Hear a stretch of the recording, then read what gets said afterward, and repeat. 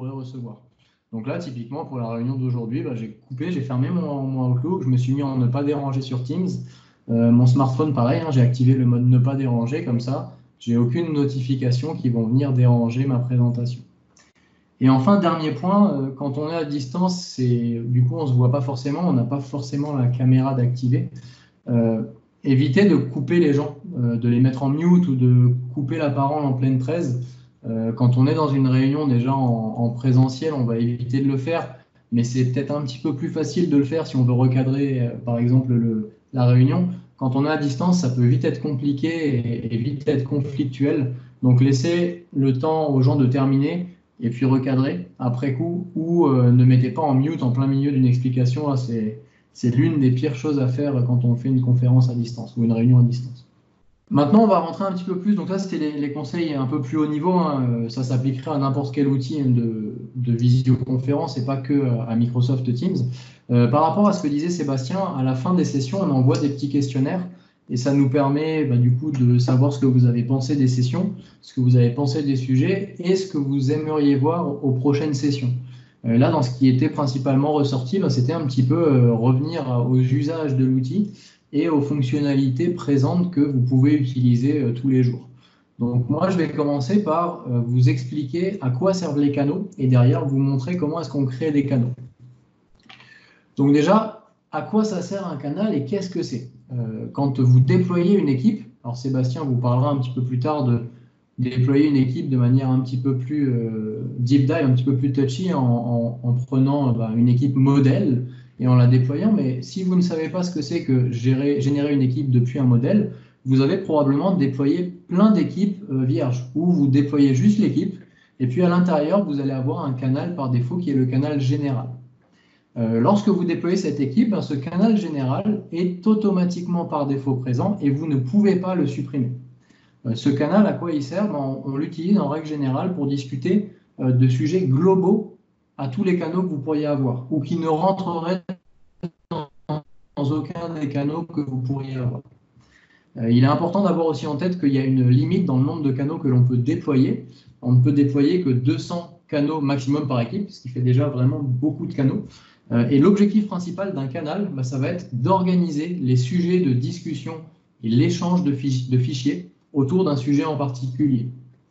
Vous allez par exemple pouvoir créer un projet développement d'un nouveau produit et vous allez avoir un canal organisation, vous allez avoir un canal peut-être financier, etc. Et vous allez organiser vos canaux et dans le canal financier, on parlera que du coût financier de notre projet alors que dans notre canal développement, ce sera plus orienté pour que les développeurs puissent échanger, éventuellement mettre leur sprint de développement, etc. Il y a deux types de canaux qui existent dans Microsoft Teams à ce jour, les canaux standards. Donc, un canal standard, c'est par exemple le canal général est un canal standard. N'importe quel membre de votre équipe a accès à un canal standard. Donc, vous allez pouvoir en déployer et par défaut, toutes les personnes à qui vous avez donné accès dans votre équipe auront accès à votre canal standard. Le deuxième type de canal existant, c'est le canal privé. Donc, le canal privé, ça va permettre de limiter l'accès à certaines personnes uniquement de votre équipe et de ne pas inviter tout le monde. Alors attention, souvent, on me pose des questions au début quand c'est sorti les canaux privés. On me demandait est-ce que je peux me servir d'un canal privé pour inviter uniquement dans ce canal-là 3 personnes qui ne seraient pas dans mon équipe. Ça, c'est quelque chose qui n'est pas possible. Un canal privé permet juste de filtrer les membres qui sont déjà dans votre équipe, mais vous allez en inviter moins que toute l'équipe dans le canal privé. Et comment est-ce qu'on reconnaît un canal standard d'un canal privé? Vous verrez tout à l'heure sur mon interface quand je vous ferai la démo. Sur un canal privé, il y a un petit cadenas à droite du nom de votre équipe qui permet de visualiser tout de suite la différence entre un canal standard et un canal privé.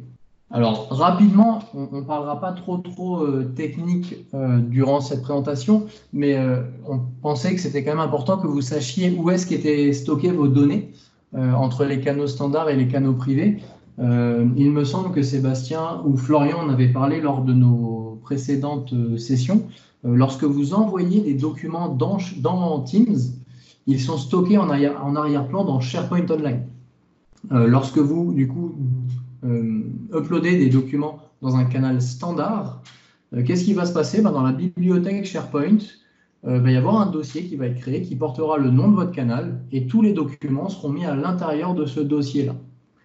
Pour les chats que vous allez faire, donc les conversations que vous allez faire dans votre canal, il faut savoir que ces conversations sont stockées dans Azure. Alors c'est transparent, vous ne le voyez pas, mais c'est stocké dans Azure et c'est également stocké dans la boîte aux lettres qui est générée pour votre groupe Office 365 rattaché à votre équipe Teams. Pour tout ce qui est canaux privés, alors les canaux privés, comme je le disais tout à l'heure, permettent de limiter le nombre de personnes qui auront accès à ce canal dans votre équipe. Pour pouvoir gérer ces niveaux de sécurité, Microsoft l'a résolu en créant une collection de sites totalement dédiée dans SharePoint Online. Donc, dans cette collection de sites, il y aura également une bibliothèque de documents qui sera créée et un dossier également sera créé dans cette bibliothèque de documents qui portera le nom de votre canal et tous les documents que vous allez pouvoir partager dans un canal privé seront stockés dans ce dossier qui est dans cette bibliothèque de documents. Pour les chats, on a exactement la même chose qui est faite que pour les canaux standards. Ça va être stocké dans Azure et ça va également être recopié dans la boîte aux lettres du groupe Office 365 associé.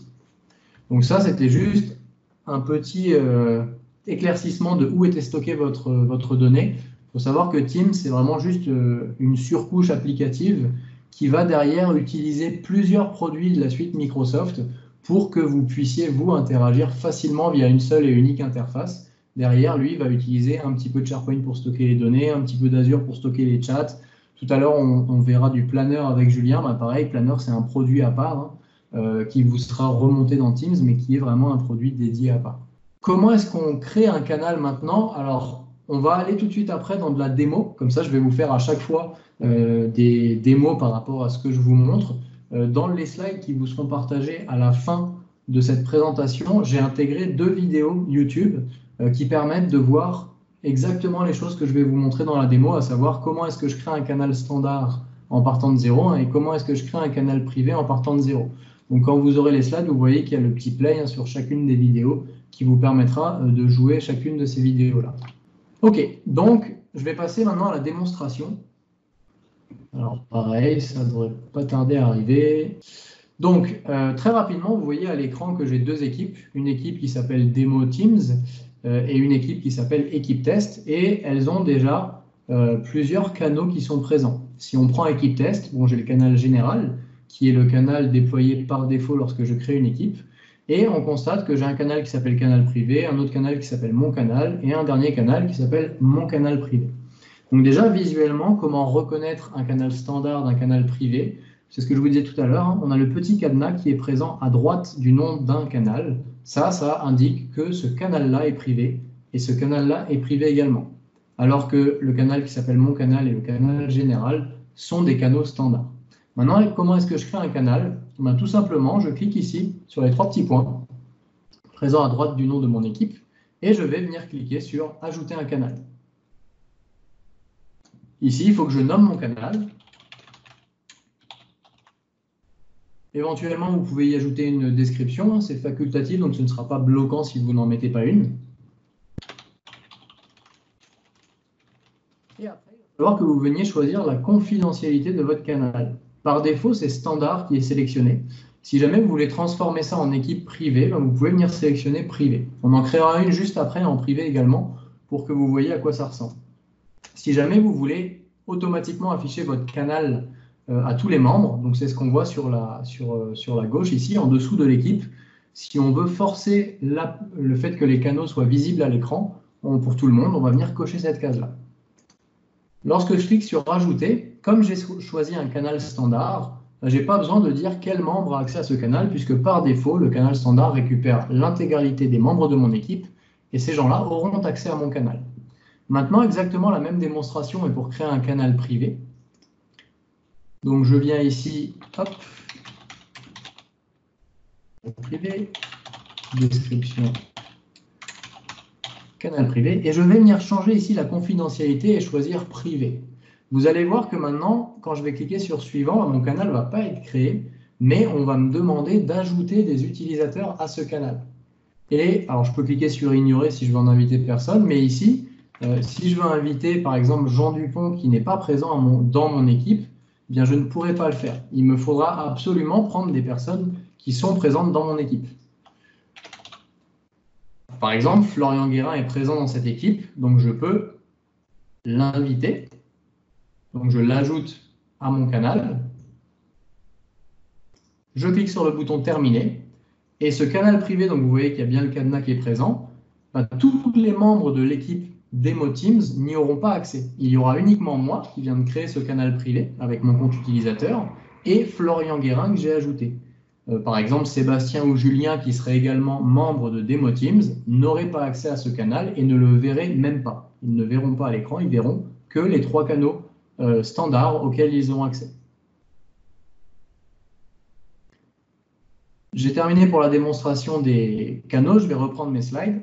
Alors, n'hésitez pas si pendant la transition, il y a des questions. Je peux y répondre si vous le souhaitez. Oui, bonjour, Séver, c'est Patrick, une question.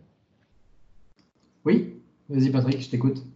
Est-ce qu'on peut changer le type du canal privé public après coup? Non, c'est pas possible après coup, malheureusement, du moins pas pour le moment. Je ne sais pas si Sébastien, tu as des infos si ce sera possible ou Julien plus tard, mais en tout cas, à l'instant T, quand tu crées un canal standard, il restera standard et quand tu crées un privé, il restera privé. Ouais, vu l'architecture qui est derrière, ça risque d'être très compliqué. Ça me paraît compliqué. D'accord. Du coup, est-ce qu'il y a un moyen de créer un canal privé avec un keyword pour dire tout le monde, histoire de pouvoir revenir dessus après? En gros, tu voudrais créer un canal privé, mais qui fonctionne comme un canal standard, c'est ça? Ouais, par défaut au départ, et si je veux le changer, donc revenir en privé avec un accès restreint, là je l'enlève le tout le monde et je mets les personnes spécifiques. Non, il faudrait que tu invites toutes les personnes à la mano dans le canal privé, du coup, mais ça, au vu de à quoi sert le canal privé, ça ferait pas trop de sens, du coup, de faire ça. Mais si tu as vraiment ce besoin, parce que tu as créé un canal privé et que finalement tu veux le rendre standard, soit tu le recrées, mais ça peut être compliqué de récupérer les chats, etc. Ouais. Soit dans ce cas-là, si tu veux que tout le monde y ait accès, tu vas être obligé de gérer manuellement les membres de ce canal pour à chaque fois inviter tout le monde. Si tu rajoutes une personne dans l'équipe Teams, il faudra que tu rajoutes cette personne dans le canal privé aussi. Ok, merci. Malheureusement. S'il n'y a pas d'autres questions, du coup, je vais continuer sur la partie recherche. On sera aussi disponible à la fin de la présentation pour répondre à toutes les questions si jamais vous avez des questions au fil de l'eau qui vous viennent. Donc, la recherche dans Teams, très, très important. Déjà, qu'est-ce qu'elle permet, la recherche dans Teams? Elle permet vraiment de rechercher presque tous les éléments, à savoir que lorsque vous allez utiliser votre barre de recherche, ça va aller lire dans les chats. Ça va, les chats qui soient sur un canal, donc dans, on va dire entre guillemets, le mur d'un canal, ou bien un chat one-to-one ou one-to-many, qui serait dans l'onglet discussion. Ça va chercher des personnes. Je suis dans une entreprise de 350 personnes, je veux chercher Jean Dupont. Je vais être capable de commencer à taper son prénom et je serai capable d'avoir la fiche de cet utilisateur-là. Ça va aller chercher des documents. Alors, quand je dis documents, ça va aller chercher le nom du document, les propriétés du document, mais c'est capable également d'aller chercher à l'intérieur du document. Par exemple, un document Word qui contiendrait AOS Numea. Si je fais une recherche AOS Numea, ces documents-là pourraient remonter aussi. Ça va chercher le nom des équipes, les équipes et les canaux également. Donc, c'est vraiment une recherche au sens large de tout ce que peut contenir Teams.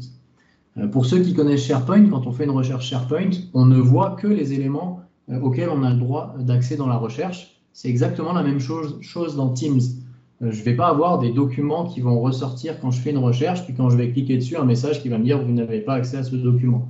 Non, ça ne fonctionne pas comme ça. Dans la recherche, vous allez vraiment voir que les documents, les chats, etc., auxquels vous avez accès. Des fois, la recherche vos résultats de recherche peuvent être assez denses. Si vous recherchez, tout à l'heure, je vous ferai la démonstration sur un mot, par exemple, procédure. Il suffit que j'ai pas mal d'échanges chat dans des canaux où il y a le mot procédure, d'échanges en discussion one-to-one où il y a le mot procédure, et énormément de documents Word, PowerPoint, etc., qui contiendraient le mot procédure. On peut se retrouver avec un nombre de résultats assez énorme. Donc, on a la possibilité de filtrer ces résultats. Donc, pareil, je vous montrerai comment filtrer nos résultats de recherche. Et un dernier petit élément qui existe, alors qui n'est pas présent dans la barre de recherche, mais on verra qu'il est un tout petit peu à côté, on a aussi la possibilité de filtrer directement nos équipes et nos canaux. On a un petit endroit dans l'interface qui permet de venir filtrer, c'est le slide là que je vous montre, hein, au niveau du dessus de vos équipes, vous avez l'équivalent d'un petit entonnoir ici, et quand vous cliquez dessus, vous allez être capable de soit filtrer par le nom d'une équipe ou soit filtrer par le nom d'un canal.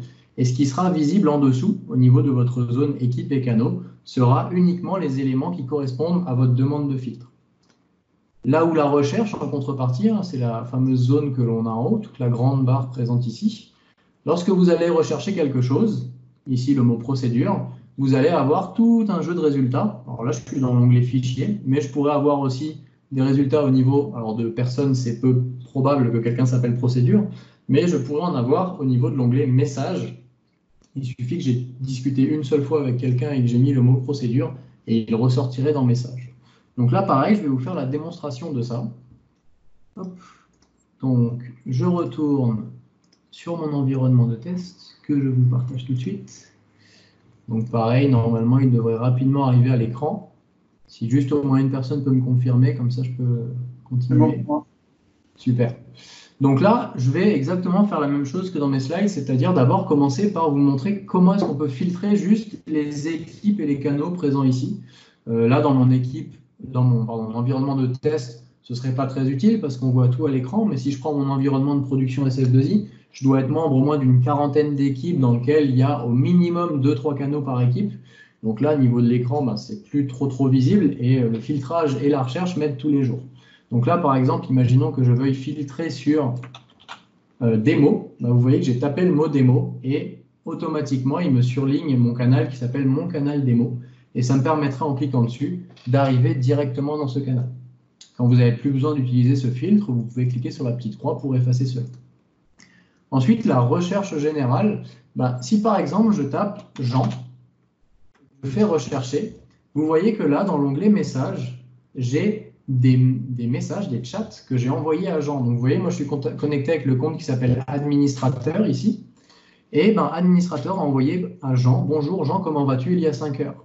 Si vous cliquez dessus, vous arrivez sur ce message, vous voyez, il est surligné en jaune, et petit à petit, il va revenir en bleu, voilà. Et ben, c'est bien le message que moi, j'ai envoyé à Jean, et il a été capable de rechercher le mot Jean à l'intérieur du chat. Si on va dans l'onglet personne, vous voyez qu'il a été capable de m'identifier que dans mon environnement Office 365, j'ai une personne qui s'appelle Jean Dupont. Et en cliquant dessus, j'arriverai sur l'environnement de chat qui me permettrait de discuter avec lui. Et enfin, dans l'onglet fichier, on constate que cette recherche n'arrive à rien parce que tout simplement, je n'ai pas de document qui s'appellerait Jean, qui contiendrait le mot Jean, ou Jean Dupont n'a pas posté de document. Par contre, si je fais la recherche sur le mot procédure, on se rend compte que là, j'ai vraiment beaucoup de documents qui s'appellent ou qui contiennent procédures qui ressortent. Exactement comme tout à l'heure où on pouvait filtrer au niveau des canaux ou des équipes, on constate qu'ici, j'ai un petit filtre applicable sur les fichiers. Et si je clique dessus, dans le cadre des fichiers, je vais par exemple être capable de filtrer par équipe, par type de fichier ou par personne ayant modifié le fichier. Pour la démo, je vais juste utiliser un des filtres. Par exemple, moi, je veux toutes les procédures qui sont présentes dans équipe test uniquement. Si je clique sur filtrer, vous voyez qu'il y en a 0. Donc, à l'intérieur de cette équipe, il a été capable de me lister ce qu'il avait, donc c'est-à-dire dans ce cas-là, rien, alors que tous les éléments de recherche sans filtre m'affichaient un très grand nombre de procédures. Donc ça, dans mon cas à moi, ça veut dire qu'elles sont toutes dans Demo Teams. J'aurais aussi pu chercher par type de fichier. Donc là, je ne sais pas si vous le voyez à l'écran, mais c'est que du PDF. Donc le filtre ne serait pas très efficace. Et par personne ayant modifié, si vous commencez à taper le nom de la personne, apparaîtra. Modifié, donc je ne vais pas les modifier ça. Juste très rapidement, je vous remontre les messages. Les messages, on a un petit peu plus d'éléments filtrables, à savoir qu'on peut filtrer l'objet, la date, l'équipe dans laquelle ça aurait été posté si jamais c'est dans un canal, ou éventuellement une pièce jointe ou si vous êtes mentionné. Mentionné, c'est quand on fait les bases. Donc si le nom de cette personne est mentionné, vous pouvez demander un filtre là-dessus. Le temps que je re-switch du coup sur ma présentation, s'il y a des questions, n'hésitez pas. Pardon, bonjour. Je voulais savoir s'il fallait se positionner, enfin où est-ce qu'il fallait se positionner faire une Une recherche conférence. générale? N'importe où. Il y a la barre de recherche est présente en fait dans Une l'interface. conférence sur peu le Covid, importe je où l'ai en vous- direct avec toi et avec Manon. Alors, je vais couper le micro. Il y a quelqu'un qui parle en même temps. Pouf. C'est bon. Du coup, oui, pour la recherche, donc, on n'a pas besoin de se positionner à un endroit en particulier, hein, quand vous recherchez un document ou une personne ou un chat. La recherche va automatiquement aller vraiment chercher de partout. Donc, vous n'avez pas besoin de venir dans l'équipe que vous voulez pour rechercher dans cette équipe, puisque tout à l'heure, c'est ce que je montrais au niveau des filtres, hein. Si après, vous voulez filtrer sur les documents qui seraient dans une équipe ou dans un canal, vous allez pouvoir utiliser votre filtre pour ça. Et même si je suis dans l'onglet équipe et que je cherche un mot, un résultat de recherche va apparaître avec une conversation one-to-one du coup. Alors, par défaut, c'est vraiment ça, la recherche je vais vous Non, mais très bien. montrer, hein, je vais vous partager mon... Mais par défaut, la recherche cherche vraiment partout, peu importe où vous êtes. Et après, ça va être à vous d'affiner en fonction de ce que vous voulez. Alors, mon écran devrait de nouveau être partagé. Mais vous voyez, là, je vais me mettre dans session télétravail, par exemple. À l'intérieur, a priori, j'ai pas de Jean Dupont. Par contre, quand je vais commencer à chercher Jean ici, vous voyez que j'ai bien tous les messages où il y a Jean qui ressort, la personne Jean, etc. Donc, c'est vraiment quelque chose de global à votre environnement. Ok, très bien. Merci beaucoup. Hop. Donc, je repartage mes slides qui devraient être affichés. Alors, Julien, c'est pareil, tu vois les slides, c'est bon? On est bon. Super. Donc, le dernier élément que je vais présenter aujourd'hui, c'est l'onglet organisation.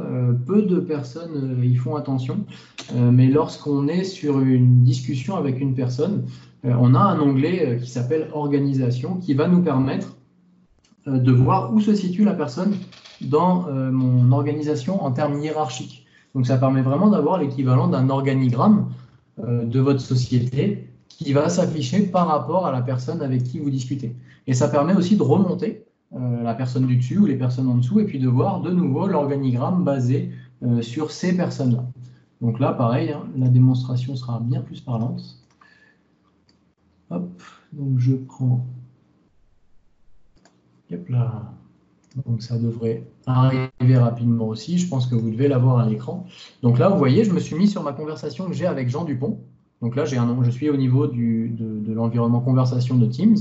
J'ai une discussion en cours avec Jean. Donc ça, c'est l'interface où je peux lui envoyer des messages. Et ici, j'ai un petit onglet organisation. Et lorsque je clique sur cet onglet organisation, je vais voir où est-ce que Jean se situe dans l'organisation de mon entreprise. Donc là, je vois qu'il y a une personne au-dessus, donc cette personne, c'est moi, et puis il y a des personnes hiérarchiquement positionnées en dessous de Jean, que sont Arnaud et Bill. Et quand vous survolez les petites images représentant les utilisateurs, vous voyez que vous allez pouvoir avoir des informations dessus. Alors, on le voit sur la petite bulle ici qu'il n'est pas connecté, mais je pourrais directement commencer une conversation avec cette personne, lancer un appel vidéo, un appel audio, ou voir l'organisation associée à cette personne. Où je peux tout simplement cliquer dessus et vous voyez que ça me remet l'organisation à jour par rapport à cette personne. Bon, dans le cas de cette personne, il n'y a personne hiérarchiquement positionné en dessous. Du coup, j'ai rien qui s'affiche. Par contre, si je clique sur Silver, vous allez voir que voilà, hop, ça s'est repositionné par rapport à Silver et on voit qu'il y a administrateur, John Doe, Jean Dupont, etc. Donc, il y a plusieurs personnes qui sont positionnées hiérarchiquement en dessous de cette personne.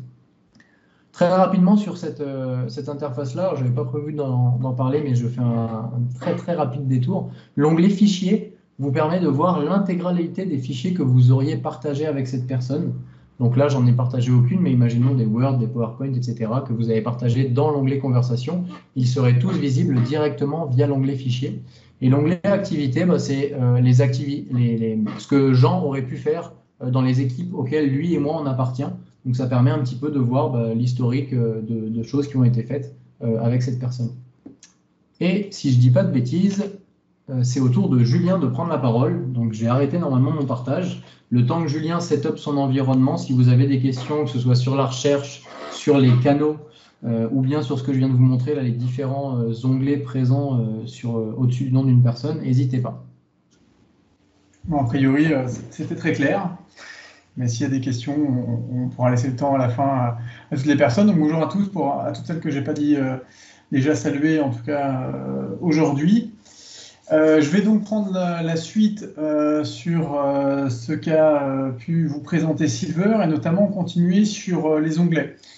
Donc, les onglets dans Teams. Alors, est-ce que tout le monde voit la présentation? Juste voit mon écran? C'est bon pour moi. Organisation. Ouais, on est bon. Ok. Alors, ce que je vais faire, je vais faire une petite démo. Donc, du coup, hop, je vais remettre, on va remettre ça ici. Est-ce que vous voyez tous mon...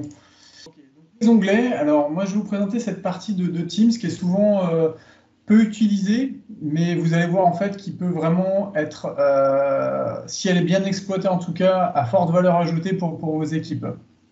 Alors, Silver vous l'a présenté tout à l'heure, quand on crée une équipe, alors on aura une petite démo aussi par Seb à la fin, on a par défaut 2 onglets, un de conversation et un de fichier. Alors vous aurez aussi souvent, comme on le voit ici sur mon écran, un onglet wiki. Et puis quand vous êtes dans une conversation en one-to-one, c'est la démonstration que vient de faire Silver, on a effectivement plusieurs onglets qui sont les conversations, fichiers, sur l'organisation et les activités. Donc on voit déjà que dans Teams, il y a vraiment cet aspect des onglets, vraiment quelque chose d'important. Aujourd'hui, des onglets, à quoi ils peuvent servir, sachant que chaque onglet va être vraiment associé à un canal. Ça veut dire que si vous ajoutez un onglet, comme je vais vous le montrer ensuite, ça sera sur le canal que cet onglet va être ajouté. Je ne sais pas si tout le monde a déjà cliqué sur cette petite icône plus pour ajouter des onglets, mais je vais essayer de vous présenter un petit peu l'utilité en fait de pouvoir ajouter des onglets.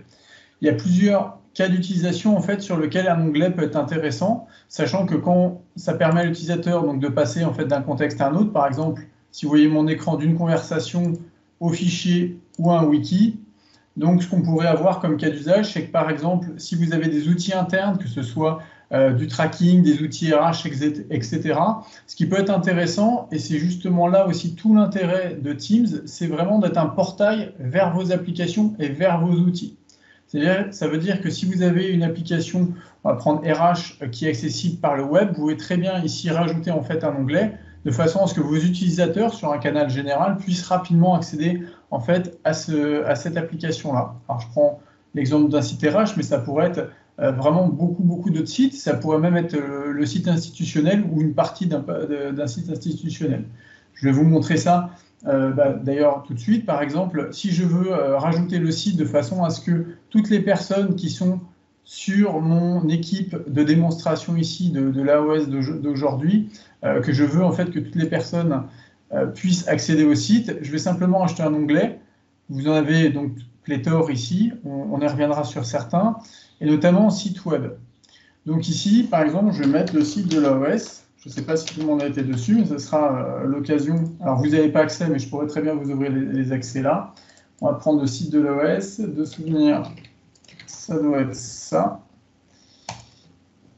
Et l'enregistrer ici. Donc là, ça pourrait être très bien n'importe quel outil que vous avez ou votre site institutionnel. Comme ça, toutes les personnes n'ont pas besoin forcément de changer de contexte, c'est-à-dire elles vont continuer à travailler dans Teams et pas forcément changer, aller vers un navigateur. Et puis, soit effectivement, ils ont de la chance et ils ont mis un petit marque-page avec l'URL, soit ils vont aller le rechercher à droite ou à gauche. Donc ça, c'est une première chose. Ça permet effectivement de mettre tous les sites, soit des sites internes, soit des sites externes. Il y a une petite limitation, je ne sais pas si vous l'avez vu tout à l'heure, c'est ici au niveau de l'URL.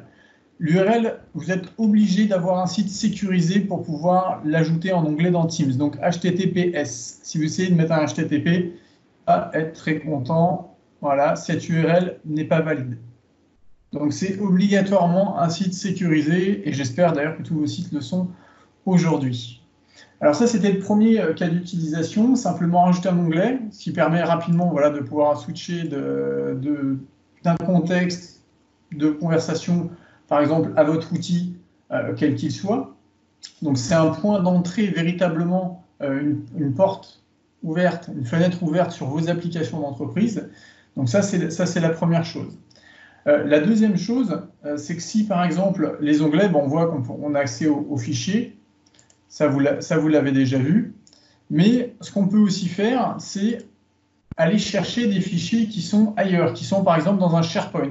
Aujourd'hui, il y a peut-être une bonne partie d'entre vous qui viennent juste, en fait, d'installer Teams, et donc vous avez certainement des applications, des outils ailleurs. Alors d'ailleurs, vous avez peut-être du Dropbox, etc. Mais ça, on en parlera peut-être sur une autre session pour plugger ces services-là sur Teams. Mais vous avez peut-être déjà des bibliothèques SharePoint. Et l'idée, c'est pas d'aller copier-coller les fichiers que vous avez dans SharePoint dans Teams de façon à ce que ces fichiers-là soient accessibles dans Teams. Donc, ce que vous pouvez faire directement, c'est un raccourci, par exemple, vers un site SharePoint. Donc, on a deux, soit une bibliothèque, effectivement, de documents ici pour plugger directement ce site-là. Voilà, on peut en avoir, par exemple, je pourrais très bien plugger n'importe quelle équipe. Alors, ça peut être un autre lien SharePoint sur votre SharePoint. Je pense que Julien a un petit souci de connexion. Est-ce que c'est juste moi ou est-ce que vous êtes plusieurs à ne plus l'entendre? Non, moi aussi, je pensais que c'était juste moi, mais ça a l'air de bugger partout. Ok. Il a dû avoir un petit souci. Voilà, bah, ça a été coupé, sa présentation. Il doit avoir un petit souci d'Internet qui devrait pas tarder à revenir, j'en suis sûr. Est-ce qu'on va peut-être attendre 1 ou 2 minutes et si jamais en 1 ou 2 minutes il n'est pas revenu, Sébastien, tu enchaîneras peut-être sur ta partie, comme ça lui laissera le temps de revenir et terminer la sienne. Parfait. Super. Bon, bah, je vous propose d'attendre 2 petites minutes et puis s'il n'est pas là, on enchaînera avec la partie de Sébastien. Oui. En fait, j'avais une question globale sur la gestion d'équipe et de canaux privés ou publics. Alors, j'avoue, j'ai déjà posé la question il y a quelques jours par ailleurs, mais c'est pas très clair. Donc, de manière préférentielle, il vaut mieux créer du canal privé ou du canal public. C'est-à-dire que moi, par exemple, j'avais un... Ah, voilà, Julien. Je répondrai à la question tout à l'heure. On finit la question. Oui, on peut finir la question. Merci, c'est gentil. Moi, par exemple, j'avais mon service avec différentes tâches, options, travaux, etc. Pour éviter de polluer tous les teams des autres, je vais créer des canaux privés. Mais du coup, dans les canaux privés, il n'y a pas toutes les mêmes options que dans des canaux publics. Je pense aux planeurs, notamment, qu'on n'a pas en canal privé.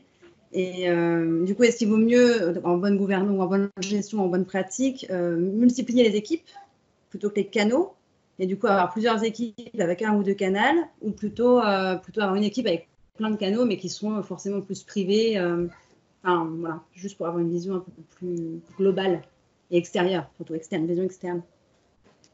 Alors, je vais prendre le point. Du coup, là, on rentre dans un autre sujet qui est la gouvernance. Il y a plusieurs points à prendre en compte dans la gouvernance. Il va y avoir la partie gouvernance des données, puis faire attention de ne pas trop multiplier les équipes, mais pas trop multiplier les canaux aussi. Donc, c'est un sujet qui est vraiment une grosse partie de ces outils-là et qui va être assez lié à chaque entreprise, puisqu'on va en avoir un petit peu des usages différents entre les entreprises qui vont utiliser ces outils-là. Si je prends le cas d'éviter, entre guillemets, de polluer, un canal public ne va pas forcément polluer les gens parce que d'abord, même s'il a été forcé au moment de la création à l'afficher pour tout le monde, je peux toujours demander à le masquer. C'est-à-dire qu'il sera toujours accessible, mais je ne le verrai pas dans ma liste de canaux à moi. Et dans le pire des cas, je recevrai des notifications quand quelqu'un me taguera dans un de ces canaux ou qui taguera l'intégralité du canal auquel je fais partie. Donc, s'il n'y a pas de nécessité de masquer l'information à ces personnes-là, qu'il n'y ait pas accès parce que niveau hiérarchique, il ne faut pas qu'ils y aient accès ou c'est de la donnée sensible ou confidentielle, si on n'a pas ces problématiques-là, on peut rester sur du canal standard. Ce ne sera pas gênant. Et par contre, on va limiter vraiment les accès quand on doit, au niveau confidentialité ou autre, interdire à certaines personnes d'y aller. Et là, on va créer un canal privé et on n'invitera que certaines personnes de l'équipe et pas tout le monde. Créer une équipe à part pourrait aussi être une solution, mais là, pour le coup, il faudrait que j'ai vraiment l'image globale de qu'est-ce que vous voulez en faire et l'architecture un petit peu plus large de ce que vous voulez faire pour pouvoir répondre vraiment spécifiquement dans ce cas précis. Mais globalement, en tout cas, voilà les apports que je peux faire. Et pareil, en termes de création d'équipe, vous n'êtes pas, la limite est vraiment haute. Donc aujourd'hui, si je prends SF2I par exemple, on a à peu près 480 équipes. Donc il y en a vraiment beaucoup, mais après chaque personne a accès à un pool d'équipes, c'est managé de manière un petit peu plus large avec un petit peu de gouvernance pour éviter potentiellement qu'on crée 5 équipes du client OPT ou 5 équipes du projet de migration, de notre solution de gestion commerciale ou autre. Donc on a quand même mis un petit peu de gouvernance autour de ça pour pouvoir le maîtriser un minimum quand même. Ok. Est-ce que j'ai répondu à ta question ? en partie. Oui, en gros, on fait. Enfin, faut Et- voir. Ok. Dernier élément, tu parlais de certaines fonctionnalités qui n'étaient pas présentes dans les canaux Ouais. privés. En effet, par exemple, le planeur, alors on a des astuces pour pouvoir intégrer un planeur à un canal privé, mais par défaut, en effet, c'est pas comme un canal standard où on peut avoir accès, ajouter un onglet planeur. Dans le cas d'un canal privé, on n'a pas cette fonctionnalité-là de native. Il va falloir qu'on triche, entre guillemets, hein, et qu'on torde le produit planeur pour pouvoir le faire. D'accord. Donc c'est possible. C'est techniquement possible, c'est pas très très propre, on tord un petit peu l'outil, mais techniquement oui, on peut le faire si c'est un besoin à usage, on va dire, limité ou unique, on va pouvoir le faire. Si ça commence à se répartir un petit peu sur beaucoup trop de canaux, la solution n'est pas super propre techniquement. Ok, d'accord, merci. Pas de souci. Julien, je te laisse repartir. Allez, je reprends. Désolé à tous. En fait, j'ai eu mon adaptateur CPL qui, voilà, pendant la réunion, a fumé. Donc voilà. Donc je passe en 4G. J'espère que ça ne coupera pas. On va faire le maximum. Alors, juste pour passer sur le sujet des onglets, je vais vous repartager mon écran. Je ne sais pas si vous l'apercevez. Pas encore. Pas encore. Pour moi en tout cas. Si C'est bon. Ça y est. C'est bon. Ok. Donc sur les onglets, comme je vous disais, c'est vraiment une façon rapide de pouvoir passer d'un contexte à un autre, intégrer vos outils web de l'entreprise directement dans vos canaux Teams. Ça, c'est la première chose. La deuxième chose, c'est que souvent dans une équipe et dans un canal, on a tendance à travailler sur les mêmes fichiers. Alors ça peut être un rapport, ça peut être un tableau financier, ça peut être n'importe quel document, on va dire qu'on va bouger, sur lequel on va être plusieurs notamment à pouvoir travailler dessus. Donc ça fait partie vraiment des fonctionnalités justement d'Office 365, de pouvoir co-écrire, co-élaborer un document en même temps, que ce soit du Word, du Excel, du PowerPoint. Donc ça, c'est quelque chose vraiment une fonctionnalité qui est vraiment très très importante. Et donc au niveau de Teams aussi, on va pouvoir mettre en avant les documents. Alors là, j'ai pris un exemple. J'ai juste un fichier Excel dans mon onglet fichier qui est ici. Et en fait, une des fonctionnalités qui peut être très intéressante, au moins des fois temporairement, quand on travaille à beaucoup sur un même fichier, à la place d'aller le rechercher, parce qu'on peut avoir beaucoup de documents, beaucoup de dossiers, etc., ce document sur lequel on travaille, qui est très important, l'idée, ça va être de pouvoir l'accrocher en fait en haut et de transformer ce document-là en onglet. Alors, en fait, c'est juste un lien qui se fait entre le fichier et l'onglet. Bon, là, mon fichier est relativement vide, mais on pourrait tous travailler dessus. Donc, une fois que j'ai fait ça, ça veut dire que là, très rapidement, voilà, je suis en train de discuter en fait avec mon équipe sur le projet sur lequel je suis. Très rapidement, je suis capable d'aller visionner le document qui est là. Ça, c'est la première chose. Alors, souvent, on va aussi le renommer. Ça, c'est une fonctionnalité. Vous pouvez, voilà, à tout moment aussi supprimer les onglets. Donc notamment tous les onglets qui sont ici que vous pouvez supprimer. On peut le renommer ici, on pourrait dire voilà par exemple projection 2020 tout simplement, ça sera un petit peu plus court et ça rentrerait vraiment dans la petite largeur de l'onglet dont on a à disposition. Et une fois que vous avez cet onglet, en fait très rapidement vous êtes capable aussi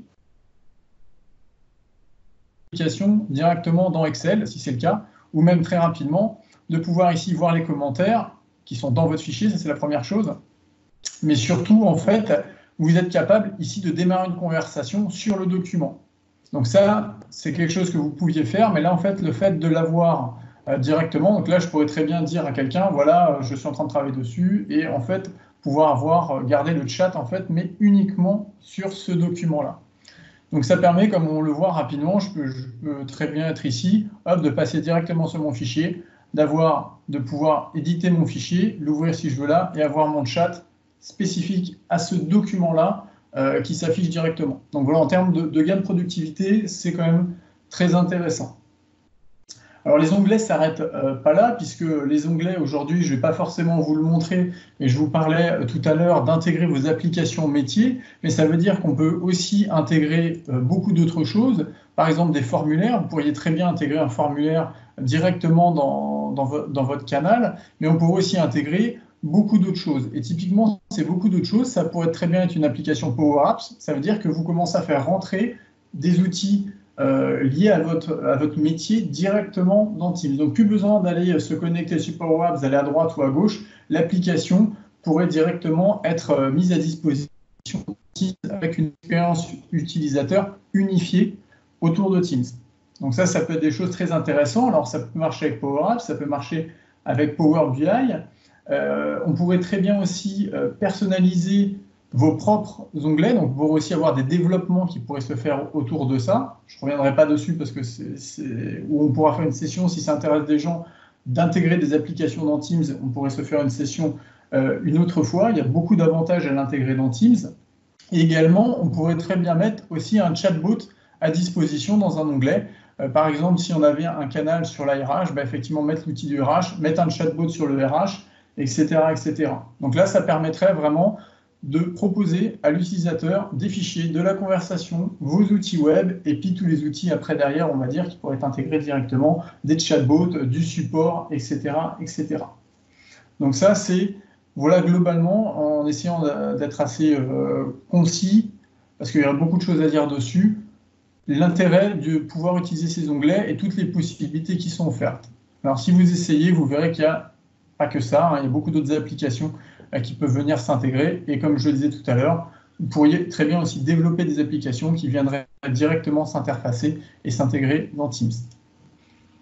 Voilà, juste une slide très rapide. Je ne sais pas si vous voyez, juste pour introduire en fait le sujet sur lequel il y a eu une question juste avant, qui est Planner, donc en français le planificateur, que je vais également vous montrer. Alors déjà, juste pour essayer de faire un petit sondage parmi les participants, aujourd'hui, qui utilise Planner ou pas? Moi, je commence, je débute. Moi, je l'ai utilisé aussi. Oui, pareil, on se met en route, on essaye. Alors sinon, je vais retourner à la question à l'envers. Est-ce qu'il y a des personnes qui ne l'utilisent pas et éventuellement pour lequel c'est un choix de ne pas l'utiliser parce qu'il y a peut-être d'autres outils? Non, moi je n'utilise pas du tout. Et en fait, j'ai pas eu l'occasion d'essayer de m'y mettre. En fait. Ça va être l'occasion, en tout cas pour la présentation. Donc, on va enchaîner. Alors, normalement, vous avez les slides. Je vais repasser sur mon tenant à moi. Ici, voilà. Alors déjà, Planner, juste une petite introduction. L'objectif de Planner, en fait, c'est de vous fournir, à vous, utilisateurs, une organisation des tâches entre les membres d'une équipe. Donc, de pouvoir véritablement ajouter des tâches, mettre des dates limites de tâches, assigner ces tâches-là à des personnes, trier, classer, catégoriser ces tâches. Globalement, ça se présente comme un Kanban, comme on va le voir tout à l'heure. C'est un peu le Kanban d'Office 365. Les équivalents que vous pouvez trouver sur le marché, il y a notamment Trello qui le fait, et sinon il y a Pipefy également qui le fait, qui sont globalement des Kanban en ligne qui permettent justement d'organiser de façon collaborative des tâches. À noter que Planner dispose aussi d'une application mobile. Donc, on en parle peut-être pas souvent, mais en fait, quasiment toutes les applications Office 365 ont un équivalent apps sur votre téléphone, que ce soit Android ou iPhone. Donc, ça veut dire que directement sur vos téléphones, vous êtes en capacité de pouvoir consulter vos plannings, vos tâches, avec une expérience utilisateur qui soit véritablement adaptée à vos mobiles. Ce qui est aussi intéressant avec Planner, avant que je vous le présente, c'est tout le côté automatisation et intégration de la création de tâches. Ce que je veux dire par là, c'est que demain, vous pourriez très bien avoir, si vous utilisez Planner, des équipements ou d'autres applications qui ont besoin en fait, d'affecter des tâches à des personnes. Et en fait, il faut savoir que Planner, qui est un service Office 365 autonome, comme le disait Silver tout à l'heure, permet en fait de pouvoir s'interfacer, s'intégrer avec d'autres applications. Donc ça peut être aussi un moyen pour vous, si vous avez des applications, ça se fait relativement simplement, de pouvoir créer des tâches à des personnes et les mettre dans Office 365 et notamment dans Planner. ce qui permet ensuite d'avoir toutes les notifications de Planner et toute l'expérience aussi d'utilisateur de Planner en plus pour les utilisateurs. Donc, je vais passer sur une démonstration. Donc, comment je fais pour créer en fait un planner, un planificateur dans une équipe et notamment dans un canal. Alors, c'est un service à part, comme l'a dit Silver tout à l'heure, mais on va nous aller créer en fait un plan. Alors, est-ce que tout le monde, je vais essayer d'aller doucement, est-ce que tout le monde voit bien mon écran? C'est bon, oui, on voit bien. C'est bon pour vous. Ok, donc quand je veux rajouter en fait un plan planner dans mon équipe, je vais simplement cliquer sur effectivement ajouter un onglet, planificateur, et puis ici on va faire, voilà, on va mettre action, tout simplement. Alors quand vous avez cet écran-là, comme on peut le voir, c'est soit je peux créer un nouveau plan, soit je peux utiliser un plan déjà existant. L'utilisation d'un plan existant, ça peut avoir tout son intérêt. Justement, on parlait tout à l'heure de découper parfois des projets en plusieurs équipes, mais souvent les tâches sont quand même liées un petit peu à toutes les personnes de ces équipes-là. Donc ça peut être intéressant d'avoir déjà, en fait, faire un lien vers un plan déjà existant par ailleurs et juste de l'afficher dans des équipes différentes, parce que ces équipes-là peuvent d'ailleurs ne pas avoir exactement les mêmes droits d'accès. Donc ça permet vraiment de partager ce plan-là entre différentes équipes. Dans notre cas, j'en ai pas, en tout cas pour ma démonstration, donc en fait je vais le créer ici. Tout simplement on met un nom, on clique sur enregistrer, et je vais avoir mon plan qui va s'afficher directement ici. Alors ce que vous pouvez voir, c'est qu'également sur ce plan-là, je suis capable ici de pouvoir chatter avec toutes les personnes de l'équipe sur ce plan-là. Comment se compose un plan? Un plan se compose en fait avec des listes que vous voyez ici, ce qu'il appelle des compartiments, que vous allez pouvoir en fait ajouter. Alors le cas classique, c'est d'ajouter des choses qui sont à faire, qui sont en cours et qui sont terminées. Alors, on peut imaginer tester, recéter, etc. C'est une façon de voir les choses, mais vous avez aussi la possibilité d'organiser les choses par sujet. Par exemple, il peut y avoir des choses administratives qui vont aller là, des choses qui vont plutôt être financières qui vont aller dans une autre colonne, etc. etc. Je ne vais pas vous donner les best practices d'utilisation d'un Kanban, parce qu'il y a plein de façons d'utiliser un Kanban, mais globalement, Planner permet vraiment de configurer vraiment votre Kanban de la façon dont vous le souhaitez. Alors, on voit en haut, on a effectivement, je vais revenir juste après sur les tâches, on a une vue tableau, on a une vue graphique qui est ici, à savoir effectivement ce qui vous donne une synthèse des tâches en cours, en attente, en retard, etc. Ce qui est bien, c'est que vous êtes capable aussi de savoir du coup qui, ici, on le voit, il n'y a pas grand-chose pour l'instant, mais qui est en retard ou le plus en retard.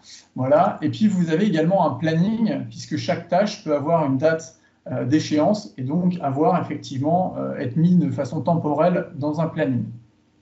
Alors, au niveau du tableau, ça reste relativement simple. Pour ajouter une tâche, je vais simplement rentrer un nom de tâche, par exemple, on va dire tâche 1. Voilà, je peux définir une date. Alors, je pourrais très bien la mettre à aujourd'hui, ou la mettre à aujourd'hui, par exemple, et me l'affecter, tout simplement. Donc là, je l'ai fait. Voilà, j'ai une tâche qui est ici, ajouter une tâche, voilà, qui a été créée, qui est ici. Alors, si je clique sur ma tâche, on peut voir qu'on a quand même beaucoup d'autres options qui sont à notre portée. Typiquement, je peux changer de compartiment si je le veux. Je peux dire si ma progression est en cours ou pas. Par exemple, on peut la mettre en cours ici. Les priorités, ce qui va changer en fait les petites icônes, etc. On peut très bien avoir une date de début, une date de fin. Les notes, faire une to-do list également. Donc là, par exemple, pour faire cette tâche-là, pour faire cette action-là, j'ai besoin de faire une tâche 1, une tâche 2, etc., etc. Et donc de cocher au fil de l'eau si les tâches sont faites ou pas. Vous pouvez rajouter des pièces jointes, important. Et ici, vous avez un chat, donc vraiment un espace de commentaires uniquement sur cette tâche-là. Donc, si vous avez besoin d'échanger avec vos collaborateurs dessus, vous êtes capable de le faire. Et de façon comme en fait on le voit avec tous les autres chats sur n'importe quelle application de Teams. Donc, voilà, ça c'est un petit peu comment ça fonctionne. Là, je pourrais effectivement très bien avoir les en cours ici. Et en fait, je vais être capable de déplacer en fait mes tâches de l'une à l'autre. Voilà, ici. Il faut bien viser, parce que si vous cliquez au-dessus, ça ne marche pas, et etc., etc.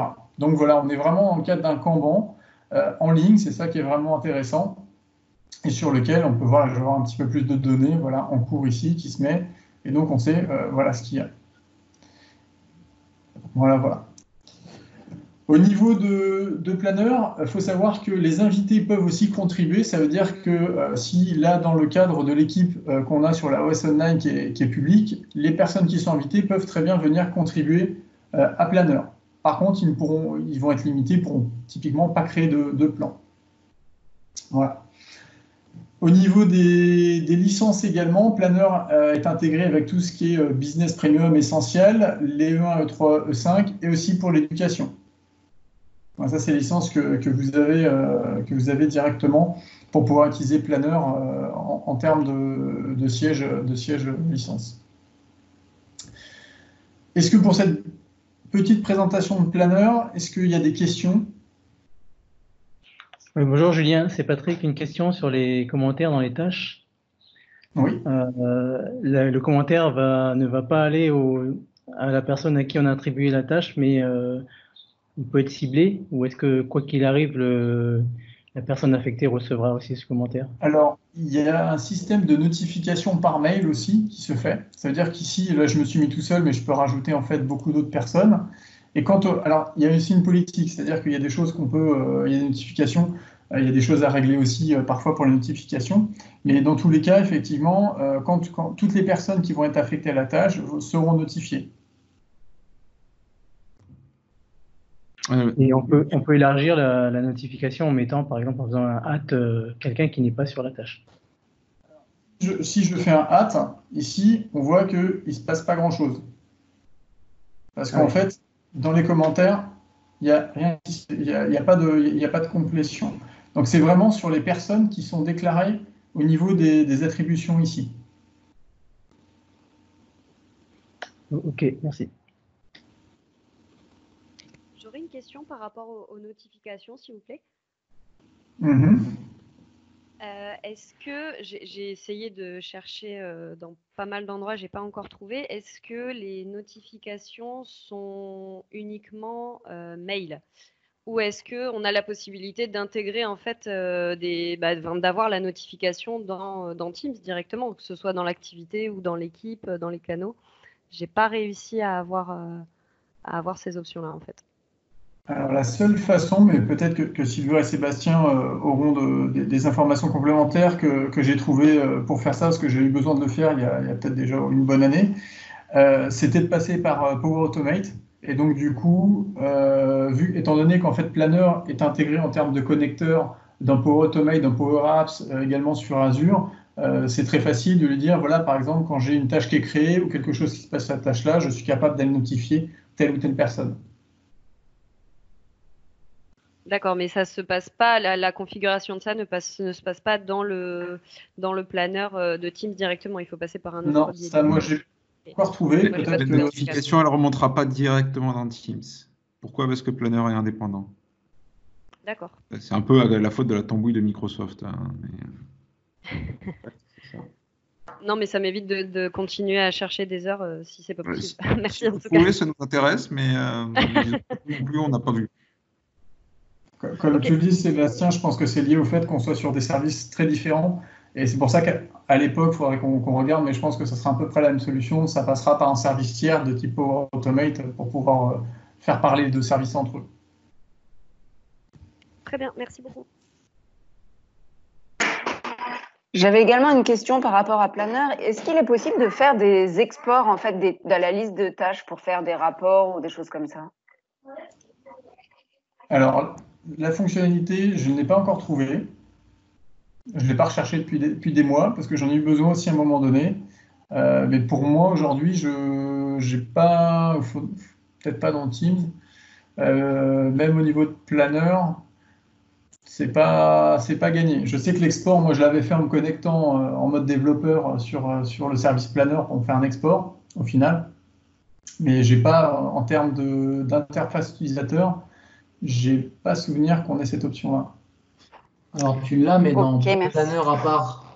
Ouais. Si je peux juste, dans Planner tout seul, tu as via les 3 petits points là présents en haut de l'interface la possibilité d'exporter ton plan vers Excel. Donc je pense pas qu'ils l'ont mis dans l'interface Teams. Je pourrais partager mon écran en fin de 13. Moi j'ai Planner. Je vais poster le lien vers le tuto qui explique ça. Super. Bah voilà, nickel. Ah bah génial, merci beaucoup. Voilà, dans l'appli Planner à part, tu peux le faire, Anne-Sophie. Merci. Moi, oui, bonjour. J'avais une petite question aussi complémentaire. Je voulais savoir si c'était possible de réaliser des templates de plans, c'est-à-dire qu'on va avoir une liste de tâches prédéfinies qu'on va pouvoir utiliser, instancier dans plusieurs équipes. C'est-à-dire c'est des équipes qui vont réaliser des tâches similaires. Et j'ai vu qu'on pouvait, dans Planner, j'ai réussi à copier des plans. Par contre, j'ai pas réussi à les instancier dans Teams. Alors, je pense que Sébastien y répondra en partie dans la partie créer des modèles d'équipe. Ok. Merci. Ouais. Juste si tout le monde voit mon écran, donc je suis effectivement dans la partie Planner ici. Effectivement, on a le exporter le plan vers Excel qui est disponible, mais que dans la partie web de Planner. Ok, merci beaucoup. Ouais. Ce qu'on peut rajouter, c'est que Microsoft a annoncé en novembre l'arrivée d'une nouvelle application dans Teams. C'est-à-dire qu'aujourd'hui, sur la gauche dans Teams, vous avez activité, conversation, équipe, calendrier. Il va y avoir un truc tâches qui va apparaître là-dedans et qui devrait regrouper toutes les tâches planner. Et puis, à vrai dire, il y a d'autres mécanismes qui font des tâches dans Office 365. Il y a un truc qui s'appelle To Do, etc. Donc, l'idée, ce serait d'agréger et retrouver toutes les tâches que vous pourriez avoir en un seul endroit depuis Teams. Ça a été annoncé en novembre. Je n'ai pas la date de sortie en tête. C'est déjà disponible, Clément Arcana, c'est déjà disponible. Vous pouvez utiliser les 3 petits points à gauche et utiliser un module planner qui va regrouper toutes les tâches de toutes les équipes. Alors, c'est pas la même chose. Là, c'est celui Planner qui existe. Et là, ils ont annoncé autre chose qui serait une synthèse qui ne ferait pas que du planner. Ok. En fait, c'est pour regrouper, moi, de ce que j'ai compris, c'est unifier toutes les tâches de toutes les applications, y compris les tâches qu'on a dans OneNote, Outlook, etc., et d'avoir en fait une seule API et un seul emplacement, en fait, que tout ça, ça soit unifié, à la place que ce soit un peu dispatché à droite à gauche. Mais là, de façon vraiment cohérente pour le coup. Ouais, exactement. Donc l'idée c'était de passer sur les fonctionnalités de partage d'écran. Alors je pense que le partage d'écran, tout le monde l'a vu à l'œuvre. C'est ce qu'on n'arrête pas de faire depuis tout à l'heure. Donc ça se situe au niveau en fait de la barre que vous avez. Alors je ne vais pas vous partager parce que j'ai essayé plusieurs choses. Pour cette démo, c'était un peu particulier à faire. Donc je vous ai pris en fait une capture d'écran pour vous montrer ce que vous avez. Donc, quand vous cliquez sur cette icône, en fait, qui est une flèche vers le haut d'ailleurs, initialement, donc ça va se déplier et va se mettre vers le bas, et vous allez avoir accès à toutes les applications que vous avez en cours d'ouvertes. Et donc, vous êtes capable de partager en fait toutes vos fenêtres individuellement les unes des autres, ou alors de pouvoir partager complètement votre écran. Donc là, j'ai un écran, mais si vous avez plusieurs écrans, écran numéro 1, vous auriez aussi un écran numéro 2. Donc, vous pouvez choisir quel écran pouvoir partager ou quelles applications, quelles fenêtres d'application vous êtes capable de partager. Donc ça, c'est quelque chose qui est très pratique, je pense que vous allez l'utiliser à peu près tout le temps. Également, on fera une autre session sur les tableaux blancs un autre jour, mais il y a également possibilité d'avoir un tableau blanc interactif disponible à l'ensemble de l'équipe, à l'ensemble de la réunion. Ça, c'est une première chose, ce partage d'écran. Je pense que c'est une fonctionnalité vraiment essentielle de tout outil de conférence, de réunion en ligne. Mais il y a une deuxième fonctionnalité qui est souvent peu connue et qui peut servir si vous avez besoin d'intervenir sur des postes utilisateurs à distance ou tout simplement pour aider quelqu'un sur une application, qui est le demande du contrôle. Donc c'est le contrôle à distance qu'on connaît quand on fait une prise à distance d'une machine qui est directement intégrée dans Teams. Donc là, je ne peux pas vous le montrer parce qu'en fait, il faudrait que quelqu'un d'autre me partage son écran. Mais en fait, quand l'écran est partagé, vous avez effectivement ce bouton-là, vous cliquez dessus et comme tout outil de prise en main à distance, la personne valide que vous pouvez bien prendre le contrôle de sa machine et donc vous avez le clavier et la souris à disposition pour pouvoir intervenir sur le poste de la personne avec laquelle vous êtes connecté. Voilà, je ne sais pas s'il y a beaucoup d'autres choses à dire là-dessus, messieurs. Non. Non, c'est alors à titre d'exemple sur le terrain, par exemple, nous dans le cadre des CF2I, certains clients qui n'avaient pas de solution type TeamViewer ou autre, mais qui avaient Teams, on a utilisé cette solution-là pour les dépanner via cette fonctionnalité-là. Donc partager l'écran, demander à prendre le contrôle, dépanner l'utilisateur comme ça, et derrière annuler le contrôle et fermer la conversation de Teams. Donc c'est pas le meilleur outil pour le faire, hein, très, très honnêtement, mais ça permet aussi dans des cas un petit peu particuliers de pouvoir le faire.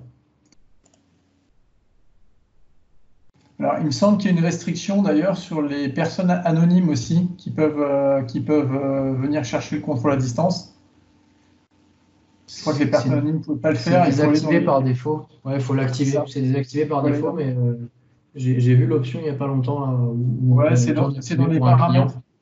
Dans les paramètres de Teams, en fait, dans la politique globale, il faut les réactiver, il me semble, parce que désactiver effectivement par défaut. Hein. Donc, il faut le savoir, si jamais effectivement il y a une personne anonyme sur laquelle vous voulez prendre, ça ne marchera pas forcément. Donc, il y a une petite option à régler.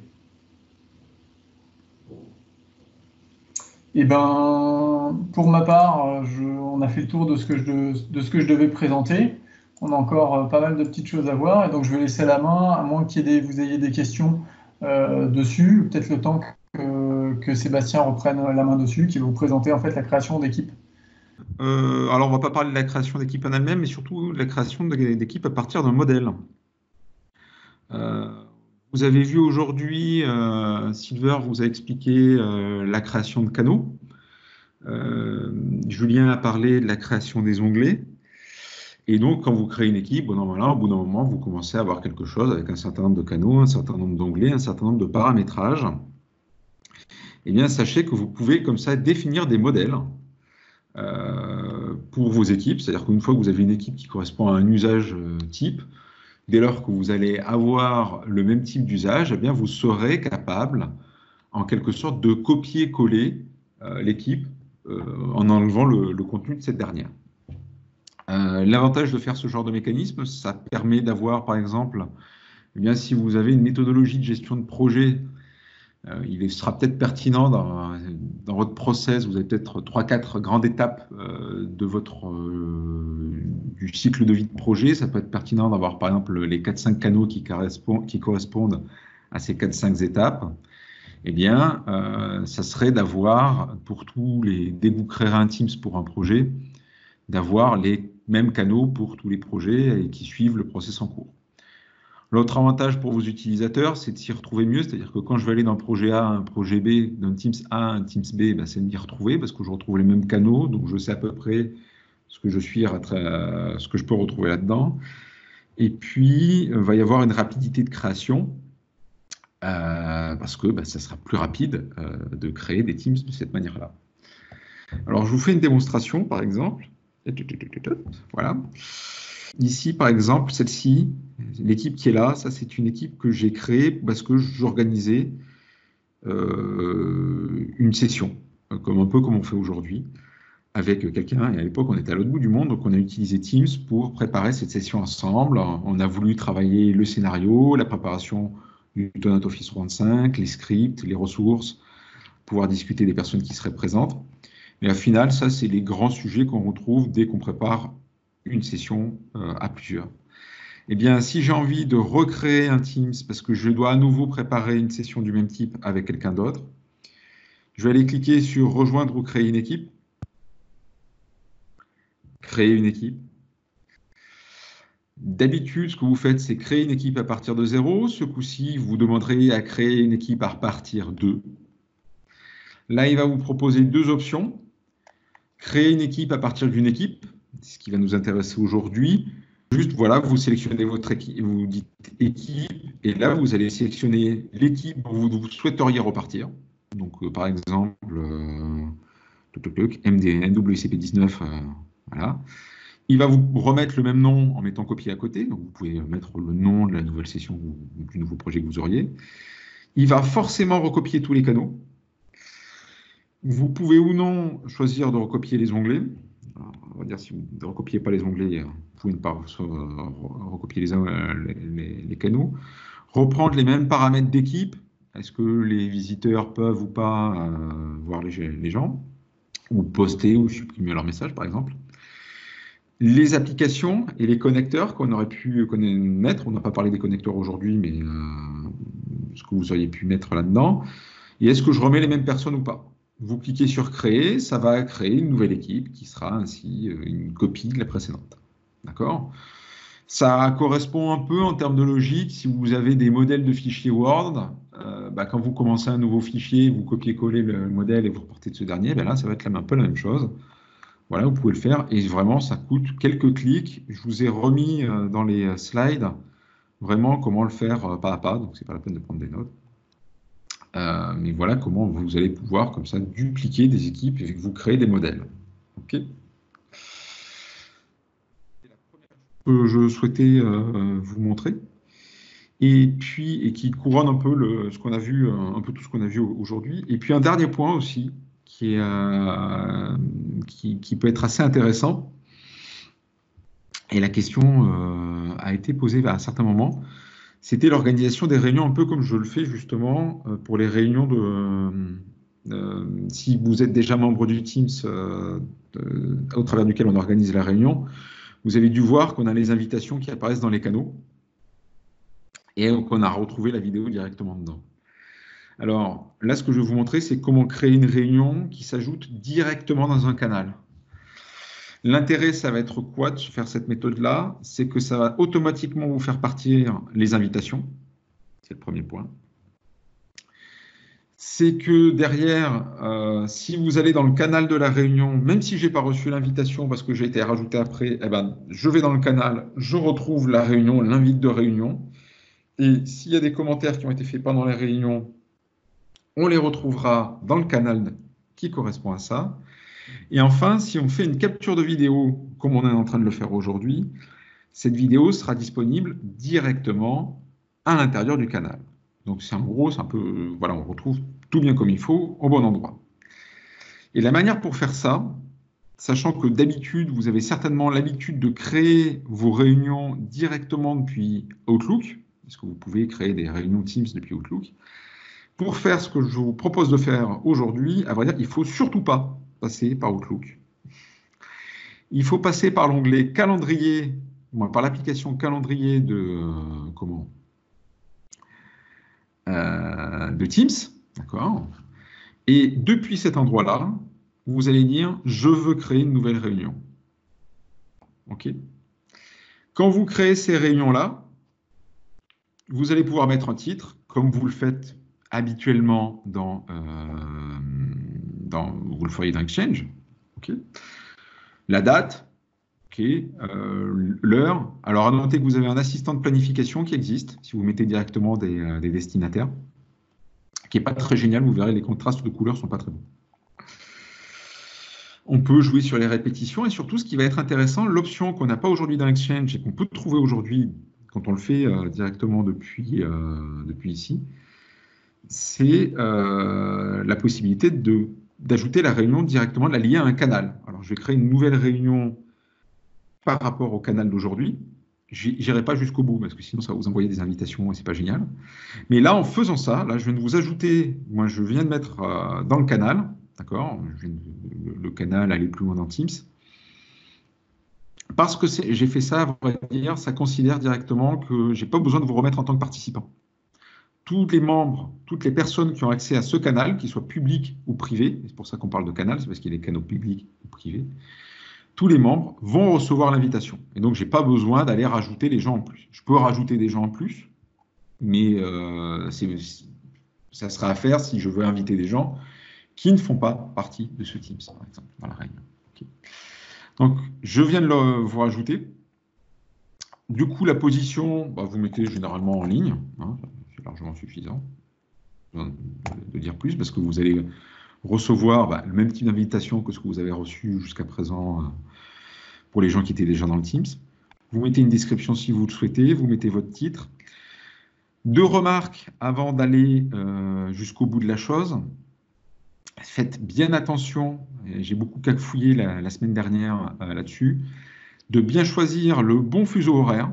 Pourquoi? Parce qu'une fois que vous avez créé votre réunion dans Teams, vous ne pourrez plus changer le fuseau horaire, d'accord? Et si si vous basculez souvent entre la métropole, la Polynésie et la Nouvelle-Calédonie, faites attention à ça. Et j'ai fait la bêtise la semaine dernière. Et l'autre point, c'est relisez bien le canal sur lequel vous avez affecté la réunion. Pourquoi? Parce qu'une fois que vous l'avez créé, votre réunion, comme ça dans Teams, vous ne pouvez pas changer le canal. Donc le reste, vous pouvez le changer. Par contre, le fuseau horaire qui est ici et le canal qui est ici, vous ne pourrez pas le changer après. Donc faites très attention à ça. Mais une fois que vous avez fait ça, vous cliquez sur Envoyer. D'accord? Alors moi, je vais annuler pour éviter de vous pourrir vos boîtes aux lettres. Mais une fois que vous avez fait ça, ça va directement rajouter une invite de réunion à l'intérieur du canal. OK? Et tous les commentaires du canal qui ont été faits pendant la réunion, je veux dire, on les retrouve à l'intérieur directement dans le canal. L'autre point intéressant, c'est qu'au début de la réunion, j'ai bien pensé à demander à démarrer l'enregistrement. Et parce que j'ai fait ça, il y a un enregistrement qui est en cours, vous avez reçu une petite invitation, vous avez eu peut-être un petit bandeau qui s'affiche en haut. Alors, pas peut-être, vous l'avez eu. Sachez que d'ailleurs, ce bandeau-là, vous pouvez personnaliser ce qui est écrit à l'intérieur. Ça, il faut aller jouer dans les options d'administration Teams, mais c'est faisable. Et quand vous finirez votre réunion, vous cliquerez sur « Arrêter l'enregistrement ». Ça vient d'arriver en plus, ce n'était pas le cas jusqu'à présent, vous avez l'option « Mettre fin à la réunion ». Ça, c'est la fermeture du bar, c'est-à-dire que ça va expulser, entre guillemets, toutes les personnes qui pourraient rester connectées.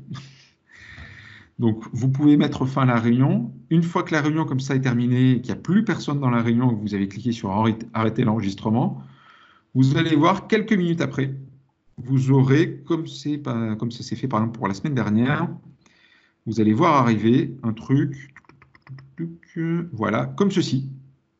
Fin de la réunion, la durée de la réunion, le nombre de participants à la réunion, et ici, une vignette qui affiche le début de la réunion.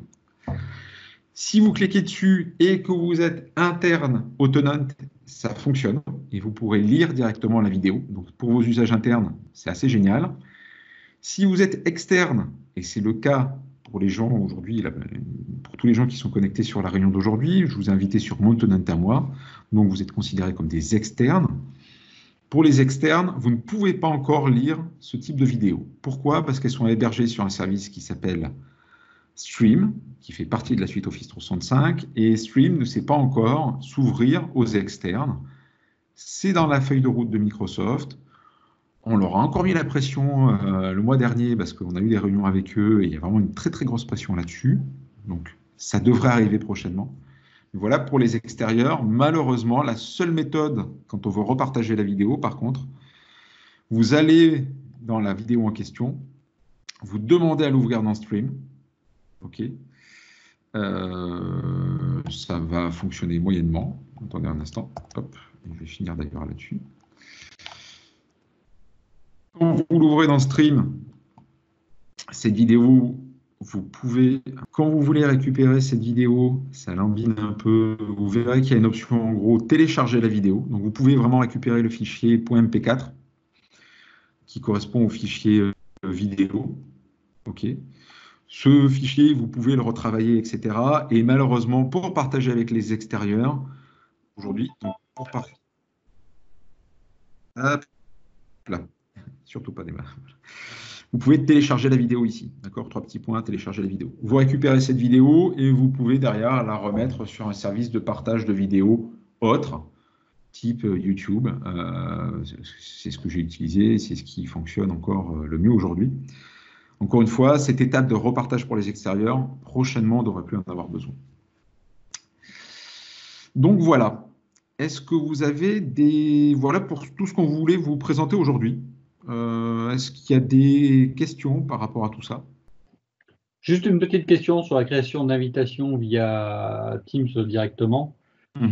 J'ai pas réussi à faire des invitations à des groupes AD. Je suis obligé de le faire utilisateur par utilisateur. C'est un paramétrage ou c'est comme ça que ça marche? comme ça que ça marche. Il faut des groupes Office 365. Ah, je vais y arriver. Les groupes Office 365, oui. Un groupe AD normal, non. Sur une liste de diffusion, il doit y avoir moyen de le faire. Mais sur un groupe AD, non. C'est Silver ou Florian ou Julien, vous avez peut-être touché, mais pour moi, c'est pas fait pour. Ouais, non, c'est pas prévu, ouais, en effet.